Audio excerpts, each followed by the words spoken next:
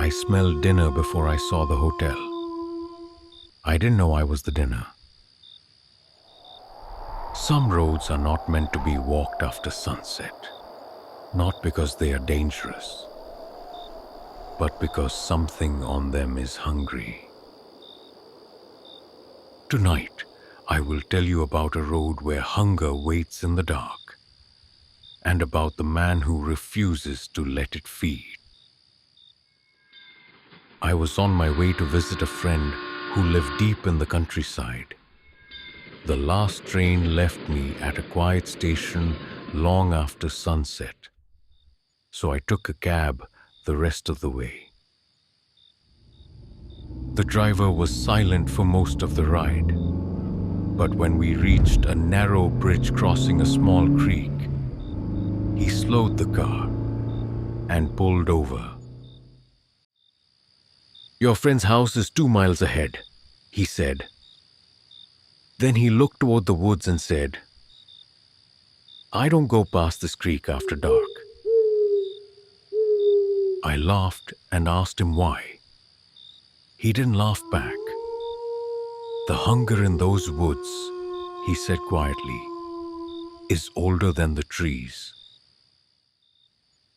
I thought it was just another rural ghost story meant to scare travelers. So I paid him, stepped out of the cab, and started walking down the road alone. At that time, I believed hunger was only something you felt in your stomach. I didn't know that in some places, hunger is something that feels you. The forest grew thick on both sides of the road. The night became so quiet that even my own footsteps sounded too loud. My phone had died back at the station, so I walked guided only by the dim glow of the moon. That's when the smell reached me. Warm bread, roasted garlic, a rich broth simmering slowly. It smelled like a kitchen that loved you. I hadn't eaten all day, and the scent pulled at me like gravity. I followed it off the road and into the trees, and there, hidden among the branches and fog, I saw a small hotel. Its windows glowed with warm golden light. It looked impossibly welcoming in the middle of that cold forest. A man stood at the entrance waiting. He greeted me politely. Not surprised, not curious, just calm. "We've been expecting someone just like you," he said. Inside, the place felt warm and quiet. Too quiet. The man guided me to a wooden table and placed a bowl of steaming stew in front of me. I was starving. The first bite tasted incredible. The second bite tasted wrong. There was something metallic beneath the flavor, a strange bitterness hidden inside the broth. Then I heard something from the kitchen, a harsh, grinding roar tearing through flesh, like a chainsaw ripping through meat. Curiosity can be a dangerous thing, especially when you're already inside the lion's den. So I walked to the kitchen door and looked through the crack. Inside stood an old woman. Her skin looked like dry parchment. She was sprinkling something gray into the pot. Crushed bone. Beside her stood the man who had welcomed me inside. He wasn't just chopping vegetables. On the table in front of him sat a silver watch, still ticking softly. Beside it lay a wrist, cleanly cut, and attached to it, a human hand with no body. And suddenly, I understood the smell. The stew, the welcome, the warmth. They weren't feeding me. They were preparing me. A soul, you see, is easier to harvest when the body is full and heavy. I ran. I didn't even remember opening the door. I just ran. Branches tore at my arms as I crashed through the trees. Behind me, I heard something change. When I reached the gravel path outside the hotel, I turned back. The place was rotting.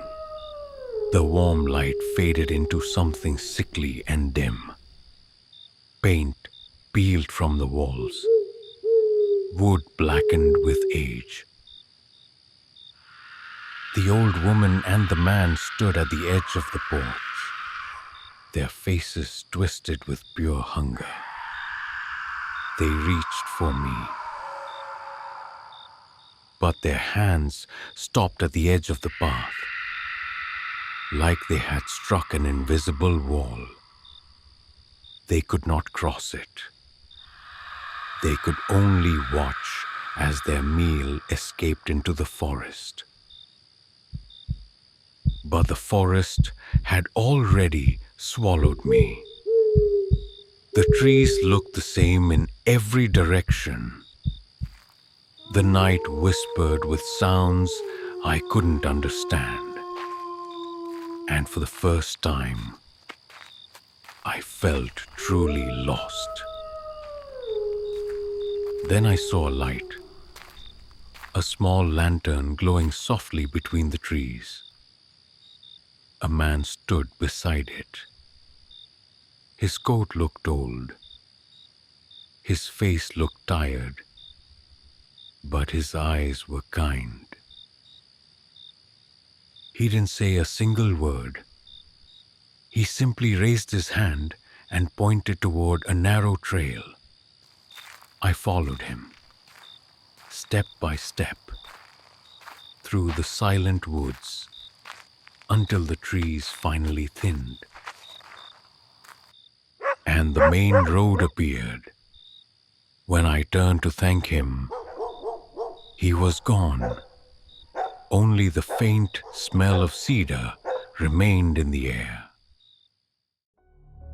The next morning, I told my friend what had happened. He listened quietly, then went to another room and returned with a dusty family photo album. He opened it slowly and pointed at one of the pictures. My chest tightened when I saw the face. It was him, the man with the lantern. My friend looked at me and said, "That's my uncle. He disappeared in those woods 50 years ago. People say he got lost." Later that day, we went back to the place where I had seen the hotel. But there was no hotel, only a charred foundation buried beneath weeds and ash. A place where something terrible once happened. That's when I understood. The uncle didn't simply disappear. He made a choice. The hunger of that place tried to claim him, but he refused to become part of it. Instead, he stayed, a lantern in the dark, guiding travelers away from the trap. So tonight, I write his name into the ledger of the lost, not because he is a ghost to be feared, but because he is a memory that refuses to vanish. He is the lantern that oblivion cannot extinguish, the sentinel of the hungry road. And as long as I keep telling his story, he will never walk that forest alone.